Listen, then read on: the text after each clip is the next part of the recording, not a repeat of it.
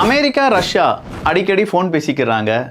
Trump அவர்கள் சொல்றாரு, Putin அவர்கள் கூட நான் பேசினா இந்த யுத்தம் முடிஞ்சிடும் அப்படின்னு சொன்னாரு. கடைசியா ஒரு வார்த்தையை சொன்னாரு, இல்ல ஓவராலா பயங்கரமான ஒரு அழிவை உக்ரைன் சந்தித்து கொண்டிருக்கிறது, இது எல்லாத்துக்குமே காரணம் ரஷ்யா தான். எனவே ரஷ்யாவுக்கு மேலும் பல பொருளாதார தடைகளை போடுவதற்கு நாங்கள் ட்ரை பண்ணிட்டு இருக்கோம் அப்படிங்கிற ஒரு வார்த்தையை சொல்லியிருக்காரு. ஸோ இந்த பொருளாதார தடை உக்ரைனை அடிச்சதுக்காக கிடையாது, தொடர்ந்து உக்ரைனை அடிச்சுக்கிட்டே இருக்கிறதுனால தான் பொருளாதார தடை அப்படிங்கிற விளக்கத்தையும் ட்ரம்ப் அவர்களுடைய சார்பாக கொடுக்கப்பட்டிருக்கிறது. இந்த நேரத்தில் சீனாவிலிருந்து ஒரு செய்தி. சீனாவில் இருக்கக்கூடிய முக்கியமான அரசியல் கட்சி தலைவர்கள், கம்யூனிஸ்ட் கட்சி தலைவர்களில் நிறைய பேர் பேசிக்கிறது என்னன்னா, இந்த ரஷ்யா உக்ரைன் போரில் ரஷ்யா எக்காரணம் கொஞ்சம் தோற்றுவிடக்கூடாது அப்படின்னு சொல்லி நினைக்கிறாங்களாம். அது ஏன் அப்படிங்கிற கேள்விக்கு, ஒருவேளை ரஷ்யா தோற்றுவிட்டது என்றால் இதே மாதிரி சீனா தைவான் பிரச்சனை வரும்போது சீனாவையும் நம்ம என்ன செஞ்சிடலாம், வலு இழக்க செய்து அதன் பிறகு சீனாவை தோற்கடித்து விடலாம், ரஷ்யாவை தோற்கடித்த மாதிரி அப்படின்னு சொல்லி இது ஒரு ஸ்ட்ராட்டஜியாக மாறிடும்.